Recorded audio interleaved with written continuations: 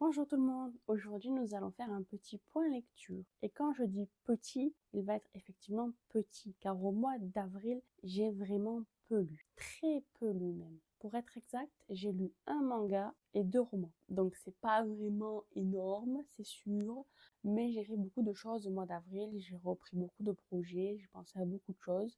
Et ma vie à côté a fait que j'ai pas eu beaucoup de temps pour lire. Donc, nous allons commencer sans plus tarder avec en premier un petit manga. Vous vous souvenez, je vous en ai déjà parlé de ce manga. Il s'agit de Bloom. Bloom le tome 1 de Saka Mikami aux éditions Nobinobi. Il s'agit donc de ces deux personnages sur la couverture, Rintaro qui est ici et Kaoruko qui est ici. Ces deux personnages sont des lycéens dans des lycées différents, sachant qu'elle est dans un lycée pour filles de l'élite sociale et lui dans un lycée de cancres et de voyous. Donc, par un concours de circonstances, ils vont se rencontrer, ils vont se plaire, ça c'est sûr, indéniable, et ils vont chercher à se retrouver, sauf que malheureusement pour eux, le fait qu'ils soient dans ces lycées-là signifie qu'ils ne sont pas du tout du même monde, et cela va leur porter préjudice. À côté de ça, je dois dire que j'ai vraiment beaucoup aimé, simplement déjà les personnages.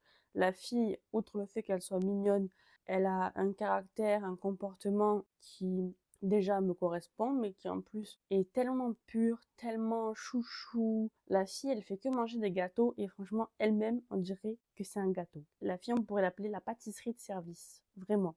Et lui, il a beau être grand et ressembler à un voyou, au contraire, c'est totalement l'inverse. Il est plutôt gentil, attentionné, sérieux, très disponible pour sa famille. Il adore rendre service, mais le problème c'est que il fait 3 mètres et donc il est un peu effrayant, surtout que souvent il fait des têtes un peu particulières, donc on le prend pour un méchant qui va frapper tout le monde, mais en fait c'est juste qu'il est un peu timide et qu'il n'ose pas forcément dire les choses, avoir beaucoup d'expressions et se laisse pas vraiment aller finalement.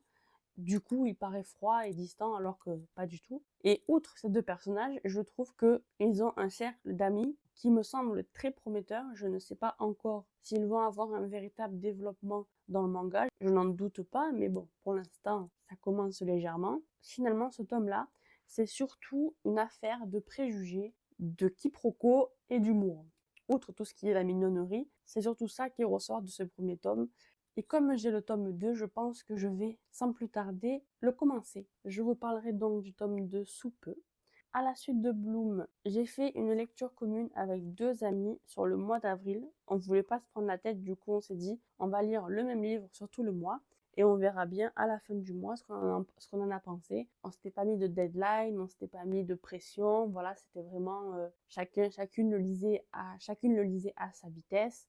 Et à la fin du mois, on en discutait. Je vous parle de La petite boutique de sortilèges de Sarah Beth Durst aux éditions Brajlon. C'est très embêtant la lumière là, on voit pas bien la couverture. Alors attendez, j'essaye de trouver un angle. Voilà, là on voit plutôt pas mal le bas. Voilà, si je fais ça, on voit plutôt bien. Je vous montre bien la couverture parce que vraiment elle est très très belle. Moi je l'adore. C'est déjà ça qui m'a vendu quasiment le livre. Après j'ai lu le résumé et ça m'a vraiment plu. Donc moi je suis allée chercher à la librairie le jour J de la sortie, le 9 avril. J'ai appelé autour de chez moi les librairies, je leur demandais s'ils avaient et heureusement celle qui était la plus proche de chez moi avait encore un exemplaire, donc je suis allée le chercher. C'est une cozy fantasy, je pensais pas que ce serait à ce point-là une cozy fantasy, mais pour le coup, je pense que ça a été poussé à son maximum. Je vous explique un petit peu. On suit une jeune fille, une jeune femme plutôt, qui s'appelle Kiela, qui vit dans un monde différent du nôtre, donc c'est vraiment de la fantaisie. Elle travaille donc dans une bibliothèque avec, pour assistant, une plante qui parle, qui bouge, qui réfléchit. Dans leur univers, ils sont dans un empire, et l'empire part un peu à volo. Il y a une révolution qui est en cours dès le début du livre, et en fait, cette jeune femme, elle va essayer de sauver sa vie, bien sûr, mais aussi de sauver certains livres, puisque les livres, c'est le savoir, et que ces livres-là sont en plus pas n'importe lesquels, c'est des livres de sortilèges, puisque la magie dans ce livre-là existe, du coup, vu que c'est de la fantaisie. Et donc, elle va prendre son copain la plante et ses quelques caisses de livres qu'elle a réussi à sauver. Et alors que la bibliothèque commence à prendre feu suite à la révolution, elle prend son petit bateau et elle s'en va. En plein milieu de la mer, elle va se demander mais où est-ce que je vais aller avec mon petit bateau, mes petites affaires. Elle va se rendre sur son île natale, qui est en périphérie de l'Empire. Et là, elle va essayer de se planquer un petit peu, de faire en sorte que personne ne sache qu'elle a embarqué ces livres-là, puisque finalement, elle est dans l'illégalité, hein, les livres-là, et ces livres, ils ne lui appartenaient pas. Donc, elle n'était pas censée les prendre avec elle, mais tant pis. Elle s'est dit, je les prends quand même, c'est pas grave, on me remerciera un jour d'avoir su protéger ce savoir, qui était son travail, hein, finalement. Elle devait prendre soin des livres. Elle arrive dans son ancienne maison, qui est totalement à l'abandon. Le jardin, il est encombré de partout par des plantes.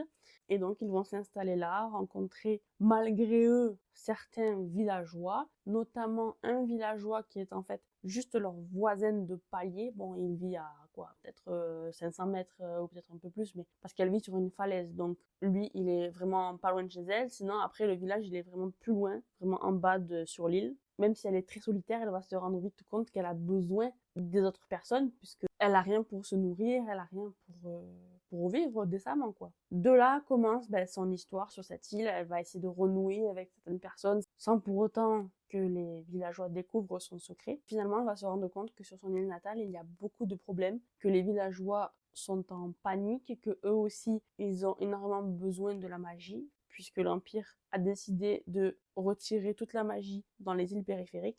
Donc, les villageois, ils sont un peu en détresse, disons ça comme ça. Et elle, finalement, elle va essayer de les aider en utilisant les livres qu'elle a sauvés, mais tout en faisant en sorte qu'ils ne le sachent pas. Et pour ça, elle va ouvrir une petite confiturerie. Et de là, j'en viens à parler de la couverture et du jaspage. Je ne comprends pas pourquoi ils ont choisi de mettre des myrtilles sur le jaspage, sachant que la confiture dont on entend le plus parler, c'est la confiture de framboise. Alors certes, il y a de la confiture de myrtille à un moment, mais normalement, le livre aurait dû être plutôt rouge-rose, pas violet, même si j'adore le violet. Voilà, pour moi, déjà de base, il y a eu un petit souci, mais c'est pas grave. Ça ne gâche rien à l'histoire. En attendant, elle ouvre donc sa confiturerie pour essayer d'aider les villageois sans qu'ils se rendent compte du fait qu'elle utilise de la magie et que c'est illégal. Donc ce que moi je retiens de ce livre, c'est surtout l'ambiance. C'est une lecture très lente, il n'y a pas d'action, à part à la fin où vraiment les choses se corsent un peu, mais sinon tout le livre, il y a juste une femme qui vit sa vie tranquillement, plus ou moins. Bon, il lui arrive des petites choses, voilà. C'est pas non plus une bataille, c'est pas une dispute, c'est pas, voilà. Disons que c'est la vie de tous les jours. À côté de ça, j'ai beaucoup aimé l'univers. Je trouve que toute la faune et la flore qui sont présentes dans cet univers est très bien décrite. On imagine très bien le paysage, par exemple. Quand l'autrice décrit une scène, un lieu, on voit très bien ce qu'elle veut dire. Et j'ai trouvé que l'écriture, justement, était très, très, très, très intéressante. Bien sûr, c'est une traduction, donc on ne peut pas la juger vraiment, mais en tout cas, j'ai vraiment beaucoup aimé le style de la traduction. Il y a quelques trucs qui m'ont un peu dérangé, notamment sur la fin. Je trouve que c'est allé un peu vite sur certaines choses. Il y a beaucoup de situations qui arrivent comme ça, de but en blanc. On ne sait pas pourquoi, on n'a jamais entendu parler avant. Et d'un coup, il se passe telle chose, telle chose, telle chose. Et pourquoi? Genre, non, on ne savait pas qu'ils étaient proches, ces personnes-là. Alors pourquoi d'un coup, ils sont plus proches encore? Il faut savoir aussi que ce livre traite de l'angoisse, de tout ce qui est peur de l'inconnu, peur des autres personnes aussi, le stress, le fait de pas savoir quoi dire, de pas savoir quoi faire en telle ou telle situation. Parce que du coup, qui est là, le personnage principal, elle est très très très très angoissée, elle se demande toujours qu'est-ce qui va se passer, pourquoi, comment, elle se pose 50 milliards de questions. Alors bon, moi ça m'a pas dérangé, mais c'était en tout cas très intéressant d'être dans sa tête et de finalement assister à tout ce questionnement et tout, et finalement sa façon d'être aussi. En tout cas, j'ai vraiment beaucoup aimé ce livre. Je pensais pas, j'aime beaucoup l'action en général, mais là, et aussi les romances très poussées, mais là pour le coup, non, ça va, c'était juste ce qu'il faut, vraiment. Parce que oui, du coup, il y a de la romance là-dedans, mais c'était vraiment léger, mais juste le juste milieu, quoi. Il y avait vraiment tout ce qu'il faut. Donc je ne suis pas du tout triste de l'avoir acheté. Au contraire, je veux le garder dans ma bibliothèque. Et pour finir, le deuxième roman que j'ai lu, c'est le premier tome de la saga Cruel garçon perdu de Nicky St. Crow aux éditions Roncière. Le tome 1, c'est Never King. En fait, ce livre-là, c'est une réécriture de Peter Pan, du conte de Peter Pan, du dessin animé. Là, je ne l'ai pas parce que je l'ai prêté à ma sœur pour qu'elle le lise. Il faut savoir que c'est un livre très spicy, donc c'est réservé à un public averti. Comme je le disais, c'est donc une réécriture du conte de Peter Pan, mais en même temps, je dirais plutôt que c'est inspiré du conte de Peter Pan. Les personnages ne sont pas du tout de la même envergure. Les garçons perdus ne sont pas des enfants. Et aussi, on ne suit pas du tout les 3 enfants Darling, donc Wendy et ses 2 frères. Là, pour le coup, on suit juste Winnie. Winnie vient d'avoir 18 ans. Et comme toutes les ancêtres de sa famille, les Darling, elle se fait kidnapper à 18 ans. Toutes ses ancêtres, quand elles sont revenues dans le monde des normales, elles étaient complètement folles. Et du coup, Winnie, elle a vécu toute sa vie avec sa mère qui était complètement effrayée à l'idée que sa fille se fasse un jour kidnapper par Peter Pan. Peter Pan, qui apparemment est un tortionnaire sans nom. On ne sait pas pourquoi, on ne sait pas ce qu'il veut. Tout ce qu'on sait, c'est qu'à 18 ans, Winnie se fera apparemment kidnapper par Peter Pan. Donc sa mère, toute sa vie, elle a un petit peu agressée physiquement, moralement. Elle a vraiment tout essayé pour la protéger, sauf que ça n'a fait que torturer sa fille finalement et faire qu'elle ait une enfance nulle, voilà, pour être polie. Elle a vraiment eu une enfance nulle et Marie, sa mère, est complètement cinglée, donc elle s'occupe très mal de sa fille, qui n'a pas forcément à manger, qui n'a pas forcément de vêtements corrects.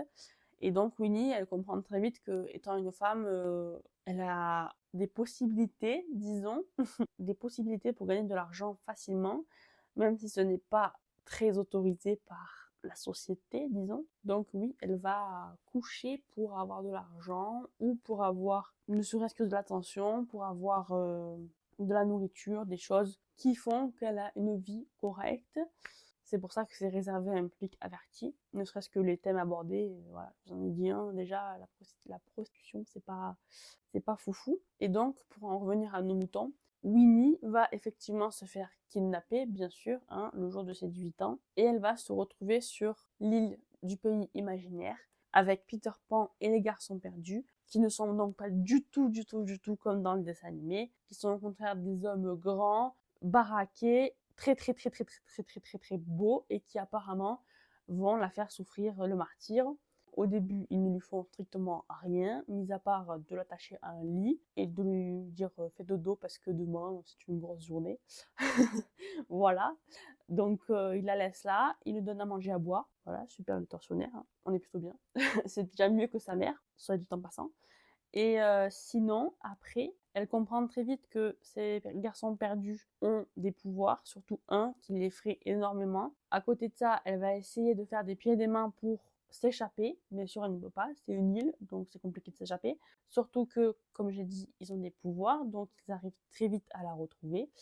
Et même si elle essaye de s'échapper, elle va vite se rendre compte que le mieux à faire, c'est de les aider à retrouver en fait ce qu'ils cherchent, ce pourquoi ils kidnappent toutes les darlings à 18 ans et pas avant. Sauf que la façon de les aider ne va pas lui plaire du tout. Je vous laisse lire le livre si jamais ça vous intéresse pour savoir quel est le moyen qu'ils vont utiliser pour qu'elle les aide. Ce n'est pas très joyeux, c'est un peu effectivement de la torture, mais ce n'est pas celle qu'on pense. Disons, il n'y a pas de mutilation, il n'y a pas d'agression vraiment physique. Bon, il est sûr que dans ce livre-là, il y a du sang énormément. Quand on voit ce qui se passe, il y a des scènes un peu gore, c'est vrai. Mais à côté de ça, moi j'ai vraiment beaucoup aimé ce livre, car déjà le conte de Peter Pan, le dessin animé, me plaisait beaucoup. Et là, disons que c'est une version de Peter Pan beaucoup plus sexy, beaucoup plus mature, avec une histoire quand même très bien ficelée. Et vu la vitesse à laquelle j'ai lu ce livre, je pense que je vais très rapidement lire la suite, sachant qu'il y a encore 3 tomes derrière celui-là, puisque je l'ai lu le tome 1 à la salle de sport. Voilà, en même temps que je faisais du sport, je lisais, et ça s'est très bien passé, je voyais même pas mon sport défiler. Je faisais des exercices et ça passait tout seul. Donc c'était vraiment bien. Je vous conseille, si vous vous ennuyez à la salle de sport et que vous sentez vos muscles tirer et que ça ne vous plaît pas, prenez un livre, lisez un livre intéressant qui vous plaît bien, et là, vous ferez des exercices comme ça, les doigts dans le nez, littéralement.